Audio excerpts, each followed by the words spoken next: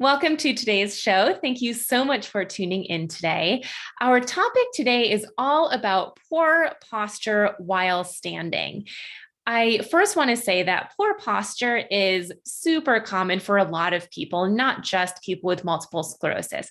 However, I really wanted to talk about this today because poor posture for someone with MS can actually lead to more fatigue, more difficulty walking, more tightness and spasticity. So many current symptoms from MS can worsen from poor posture. So it is a really important topic, and I'm going to give you one of my favorite ways to analyze what might be causing your poor posture, in addition to exercises and other strategies that you can implement into your day to improve your posture.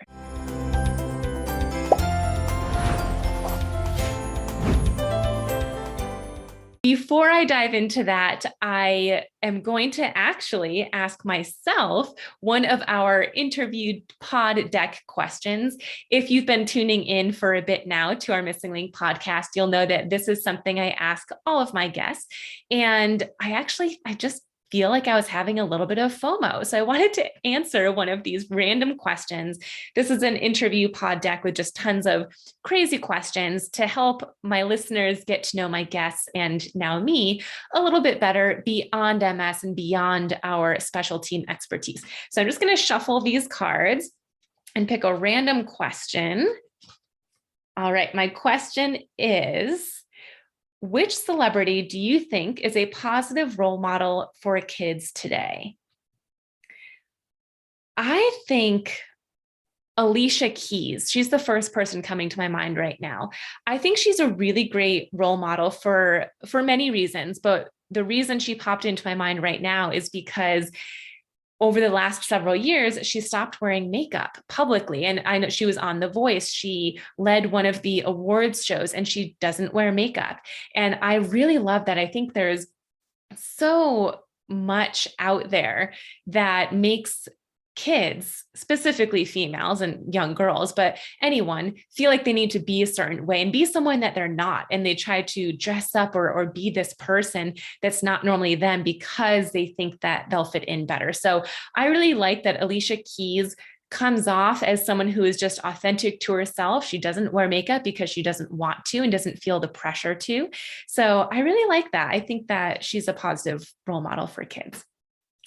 Okay, leading to our topic. So let me first say that most people think that poor posture is caused from back pain.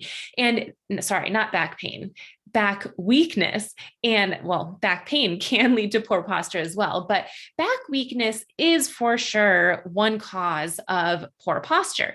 But other times, it's something completely different. It's not back weakness at all, but rather related to your hip flexors and your hamstrings and endurance versus strength. So the first thing that's really important to do when it comes to poor posture while standing is assess the cause, because if you know the cause, you can know exactly which exercises to do to help with your posture, because the wrong exercises, even though they're good for you, they're not going to help with your posture. So here's what to do. I hope you're listening closely. So the best and quickest way to be able to tell what the cause is of your poor posture is to ask yourself, how am I standing? Am I standing slouched with a rounded back? Or is my back flat and I'm just standing in a more hinged position where I am hinging forward from my hips, but my back is flat? Those are two completely different reasons and different causes of poor posture. So we're going to get into both of those right now. So if you are the former, if you answered that question by saying, Dr. Gretchen, I am standing in a very slouched way. My back is really rounded, and I know that that's the way that I'm standing.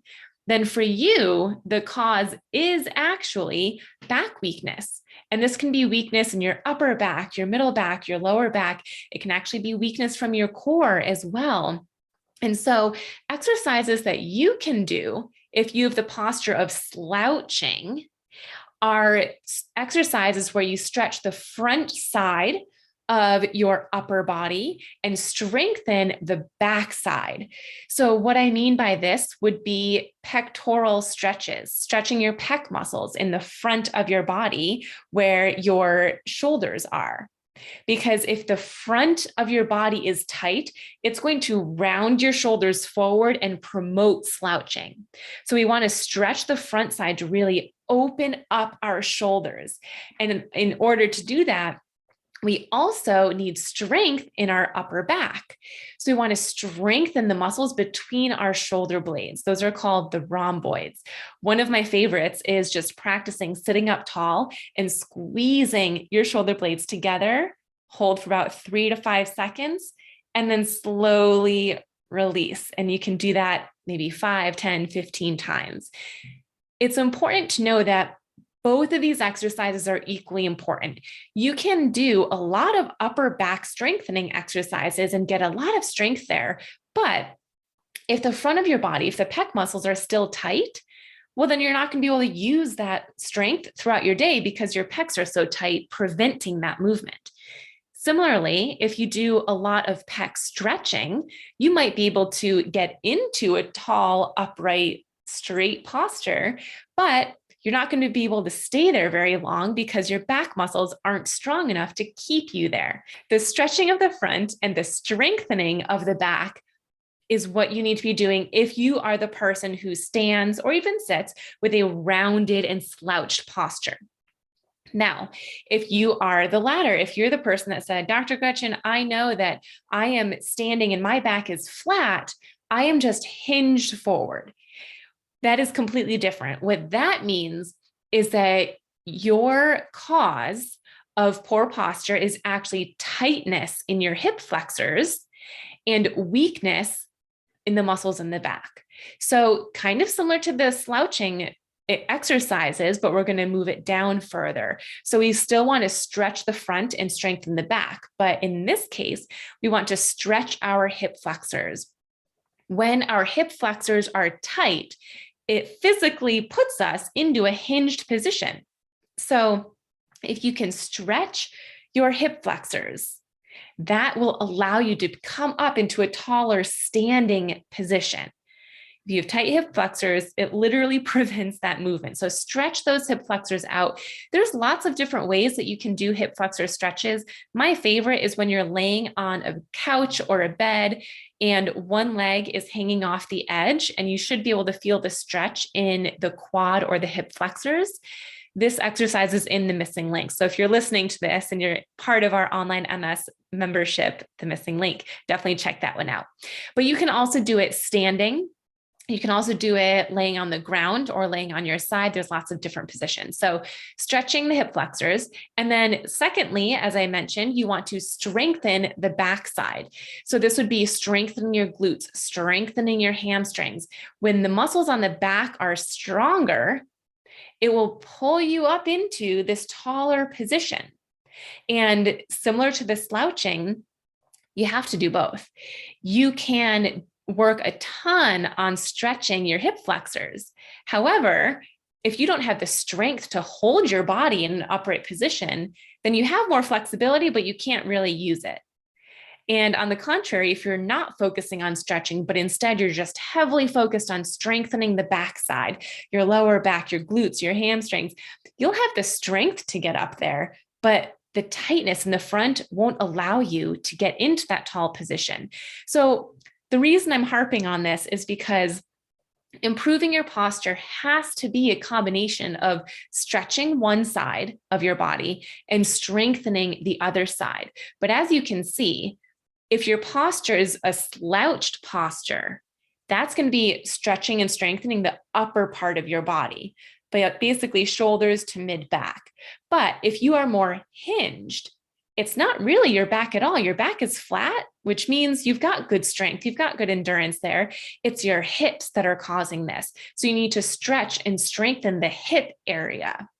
Now, flexibility and strength are two big components, but endurance is another component. Once you have the flexibility and strength to get into the proper posture, you then need to work on endurance. Otherwise, you might be the type of person that says, yeah, I'm getting stronger and I'm getting more flexibility. I can now get to a tall standing position, but I can only stay there for 20 seconds. And just know that that's true. That is part of the process, but it's not a bad thing. You just have to also work on endurance. So this means that you should be focusing on strengthening those muscles with more repetitions and fewer rest breaks. If you get stuck in the habit of, let's just say maybe 10 repetitions, 3 sets. So you do 10 repetitions and you take a break. Then you do 10 more, then take a break. And then 10 more and then take a break. You'll get a lot of strength and endurance for just the amount of time that it takes you to do 10. But if you try to do 15 or 20, you'll find that your muscles don't have the endurance to hold you up for that long. So practice higher repetitions or longer holds. So let's just use the example that I gave you earlier of squeezing your shoulder blades back towards each other. There's a few ways you can do this. Instead of doing 10 repetitions, then you do 15 or 20 or 25 or 30 or 50. So just more repetitions. The second way that you can improve your endurance here is keep the same number of repetitions, but add a longer hold. Initially, I had said to squeeze for anywhere between 3 and 5 seconds. Well, the stronger you get, maybe try to squeeze for 8 seconds and then 10 seconds. And then 15 and 20 and 30. How long can you squeeze for? That's also working on endurance. So now with these tools, you'll have the flexibility and the strength to get you into a proper posture. And then you'll also have endurance to keep this posture over a longer period of time. So this way you can stand and talk to a friend, stand and do the dishes, stand and brush your teeth without that posture creeping back in where you're starting to slouch or starting to hinge. The last thing that I wanted to mention too is you can practice this in sitting first. So sitting in a chair, sitting in a couch. It's going to be a little bit easier if you have a firm surface versus a soft surface. But sometimes when your muscles are weak, it can be really challenging to start strengthening them in a standing position, specifically if you are the person that slouches when you're standing. Let me also say that some people have both. You're slouching and you're hinged, in which case now you just have more exercises to do. So when you're starting in a seated position, my favorite way to work on this is sit up nice and tall, away from the back of your chair. If you're leaning up towards the back of your chair, that means that you are using the chair for support, not your core muscles for support. And then see how long can you sit up tall. At first, maybe you can only sit up tall with good quality for 30 seconds. But as you work on it, that will become 35 seconds, then 40 and 45, and eventually it will be a few minutes that you're staying up tall. So you can start it in a seated position if that's easier for you. And also when you are sitting, particularly if you are the person who is hinging forward, I want to encourage you to take note of how you sit throughout the day. If you have a phone in front of you or a laptop or a computer in front of you and you're sitting in front of it, are you hinging forward towards that item, the laptop, the phone, the tablet? If you are hinging forward, that is shortening your hip flexors. Just being in that position is shortening them. It's tightening them. So be aware of the position that you're in and opt to sit up tall. Or if you are the hip hinger, I would even prefer you to recline. So lean for a little bit further backwards just to get some more space in your hip flexors. And lastly, regardless of which exercises you feel sound true to you and what you're dealing with, I would highly encourage you to do these exercises multiple times throughout the day. And the reason I say that is because if you do this, you're training your brain that you want to be able to activate these muscles at any time, not just at one point during the day. So if you're the type of person that you like to do all your exercises all at once, that's great. But when it comes to posture, your brain remembers what you do more of. Even if you do get good strength and good flexibility, if you're constantly slouching because you're just forgetting to sit up tall, well, you're training your body that slouching is okay. And that slouching is what you want because that's what you're continuing to do. So I'd encourage you to make these exercises a habit throughout your day so that A, you can activate these muscles whenever you want to, and B, you create the habit of reminding yourself to sit up tall, because sometimes you have the strength, you have the flexibility, you just forget. And so by reminding yourself throughout the day, maybe with a Post-it note that's on your remote control or your laptop or your phone somewhere around you, and every time you see the Post-it note, it reminds you to sit up tall and to use those muscles. So do what you got to do, but try your best to do these throughout the day. It's going to be great for your body and for habit building. Lastly, if you are looking for more specific guidance and more video-based content, I do have a program called the Total Core Program. This is where I recorded videos of my favorite core exercises for people with MS. And strengthening your core, of course, will help improve your posture for sure, regardless whether it's a slouched posture or a hinged posture. But a stronger core will also improve your mobility, low back pain, upper back pain, movement in any way, shape, or form. So it's a really great program. It comes with videos of each of the exercises and demonstrations of the exercises, as well as PDF handouts so that you can bring them with you if you're traveling anywhere. So that program, again, is called the Total Core Program. It's a one-time charge of $29, lifetime access. So if you do need more guidance, check that out. The link will be in the show notes below.